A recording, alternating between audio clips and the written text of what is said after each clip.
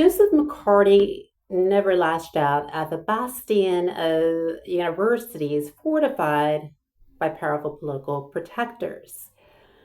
These ivory towers, shielded by academics who protected free speech, remained insulated from his pugilistic reach.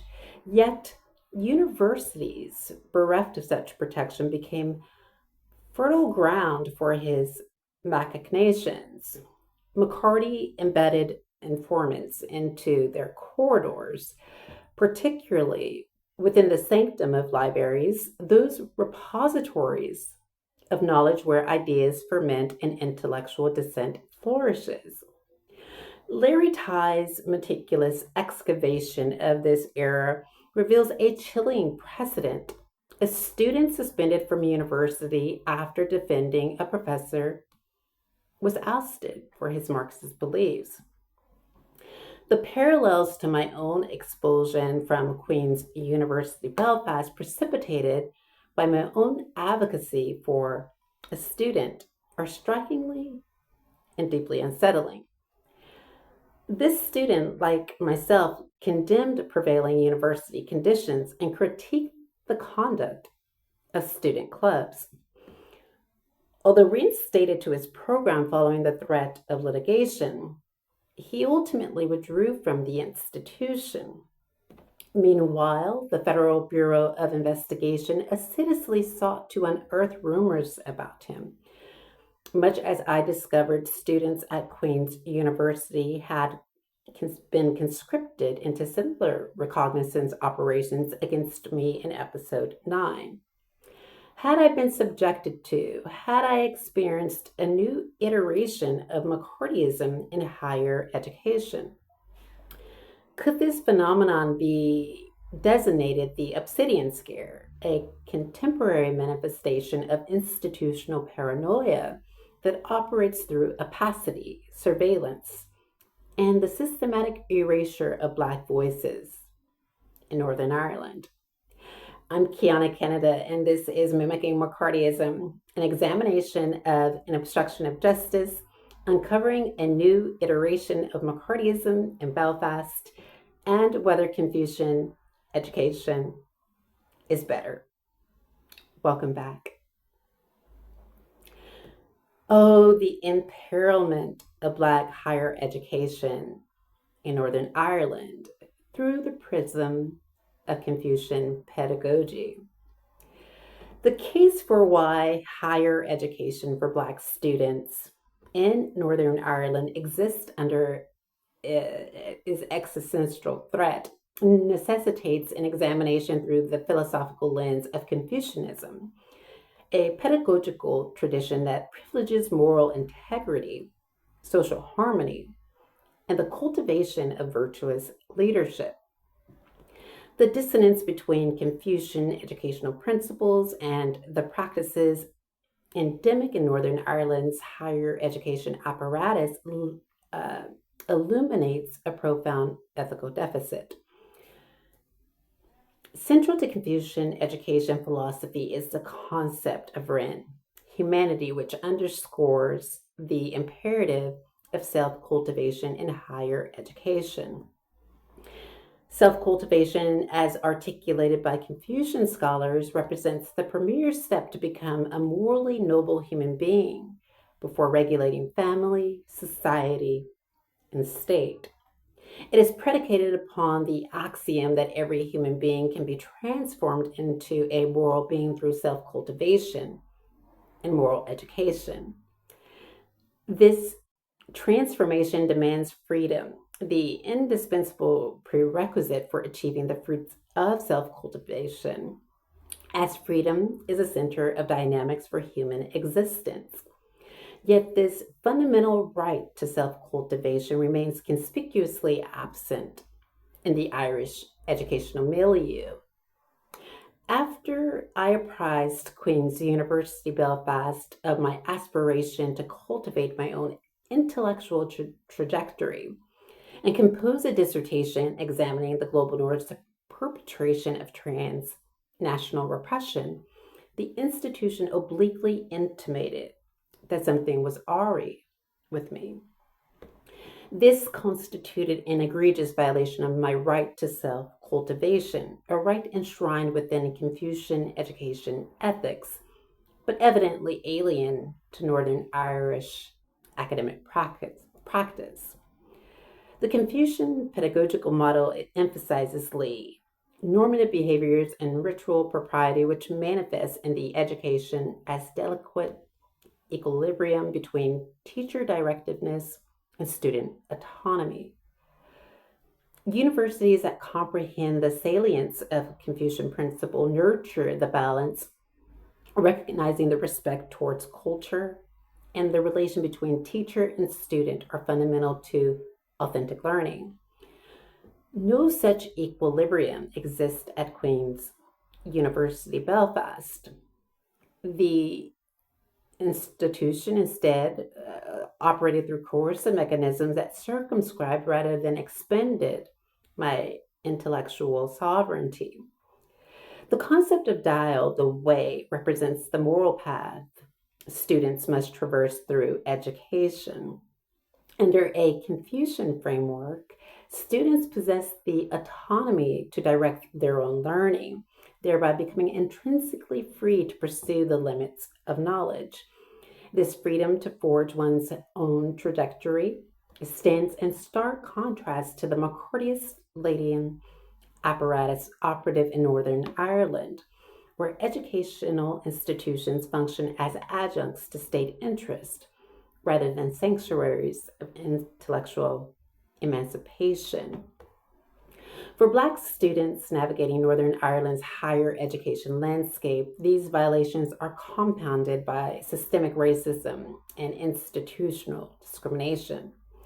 The absence of Confucian principles, particularly Ren in the commitment to self-cultivation, creates a hostile environment antithetical to the flourishing of students. Confucius posited that a thriving society necessitates junzi, exemplary persons who possess both virtue and knowledge to guide communal processes. These paragons embody a high degree of moral accomplishment and awareness of moral obligation, a consciousness of human being, a passion for social harmony, and an integration of self and others, and an illustration of transformation and a state of balance. When I mustered the fortitude to challenge and rectify names that perpetuated injustice and misalignment in human rights, precisely what exemplary persons have a sacrosanct duty to do, I was subjected to disciplinary proceedings. Under a Confucian educational system that venerates the right to education and moral cultivation, such punitive action would constitute an unconscionable aberration. The very notion of subjecting me to disciplinary proceedings for ethical advocacy was fundamentally unethical, a perversion of the educational mission. Confucius sought to counteract the erosion of ethical standards and social structures by advocating for Zhengming, the rectification of names. This principle insists that societal roles, especially those occupied by leaders in higher education, must align with the moral duties and virtues appropriate to their station. These principles faded quotidianly at Queen's University Belfast, which institutional actors performed roles nominally designated as educators and administrators, while systematically betraying the ethical obligations those appellations demand. State agents deployed my cohorts as instruments of persuasion, attempting to dissuade me from employing an autoethnographical account of transnational repression in my research. A higher education institution that authentically values academic freedom would never perpetrate such interference. Scholar Yulu Hou argues that bearers of lived experience are vital in contributing to the redefinition of names. Their voices ensure that names reflect diverse realities, and are not imposed solely by those in power. Confucius excoriated blind allegiance to power, advocating instead for honesty and the courage to pursue justice when appropriate, especially within the hollowed precincts of higher education. This stands in stark contrast, is unambiguous, to universities controlled by McCarthyism. For instance, universities capitulated to fear, implementing loyalty oaths, expelling students who invoked constitutional protections. Rather than embodying the Confucian ideal of leaders who illustrate transformation through moral courage, McCarthy era administrators at Queen's University Belfast became functionaries of repression, perpetrating oppression rather than scholarship. The contemporary parallel is unmistakable.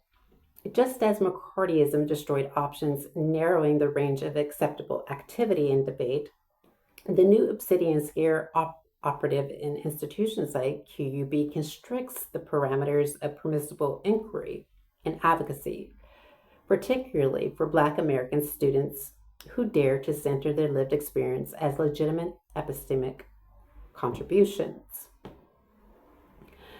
Confucian educational philosophy, by contrast, emphasizes harmony, the crystallization of the aesthetic ideals of human society that expresses the individual's yearning and desire for a peaceful and happy life.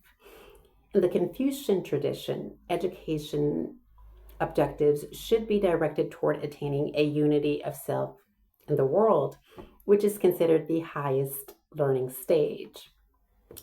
This stands in diametric opposition to the Northern Irish system, where education functions as a mechanism for entrenching communal divisions and perpetrating historical antagonisms. Under a Confucian system, by contrast, the emphasis would be on cultivating zhenju, individuals of moral excellence, irrespective of sectarian affiliation. It would also ensure that teaching should be given to everyone without discrimination. The principle of no class distinction in education shatters aristocratic monopolies in knowledge and democratizes intellectual cultivation. As can be seen, this represents a fundamental departure from the punitive, scare-oriented approach characteristic of both McCarthy-era institutions and contemporary Northern Irish universities, where disciplinary proceedings function as instruments of oppression rather than vehicles to sanction real misconduct. But there is peace in the end. The comparative analysis yields an inescapable conclusion. Studying under a Confucian educational system provides significantly greater peace of mind and academic freedom than the Irish system filtered through the state's apparatus and its endemic paranoia. More insidiously, there's a pervasive suspicion of intellectual dissent in Northern Ireland, particularly when that dissent emanates from Black American students examining state-sanctioned violence and transnational repression. By contrast, the Confucian educational system prioritizes self-cultivation and a personal ethics that gives contribution to participate in social development. It recognizes the prerequisite for achieving the fruits of self-cultivation is the necessity for freedom, because freedom is the center of dynamics for human existence. Within the Confucian paradigm, students and scholars direct their own learning and thereby cannot help but become intrinsically free to pursue the limits of knowledge. When universities, nominally committed to equality of opportunity, systematically discriminate against minority ethnic students, the rectification of names demands that we call this exactly what it is: institutional racism masquerading as bureaucratic procedure. As I conclude this episode, the question that haunts me, and should haunt anyone committed to genuine academic freedom, is this: how many more Black students will be subjected to the Obsidian scare before we collectively demand the rectification of names? Until Northern Ireland, Irish higher education embraces these principles, Black students will continue to experience not education but indoctrination, not cultivation but systemic subjugation, not academic freedom but the Obsidian scare. See you next time.